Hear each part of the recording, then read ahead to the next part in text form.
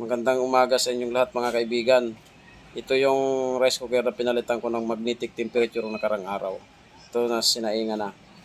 Ngayon mga kaibigan, magbibigay ako sa inyo ng tips para makatipid ng konti sa kuryente. Konti lang naman. Ngayon pag ito, dito kulay pula, iilaw siya. Pag lumipat dito sa orange, ibig sabihin luto na siya. Kaya kailangan tanggalin na sa saksakan. Kasi kumukusumo pa ng kuryente yan dahil dito sa ilaw na to. Ngayon, kung pagbukas nyo sa kanin, sabihin nyo basa pa, mayroong bilog yan doon sa loob na yun ang magpapainiin ng kanin. Tapos ngayon ito, tatanggalin natin yung kaldero. Yan, ito ipapakita ko sa inyo. Ito yung bilog na to, na malapad. Yan o, mainit yan. Yun ang magpapainiin doon sa kanin. Yung medyo basa pa siya, yun ang magpapatuyo na yan. Itong ano na to. Kaya kailangan tanggalin na sa saksakan.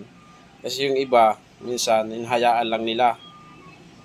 Kaya kumukonsumo pa ng kuryente yon dahil dito sa ilaw na to.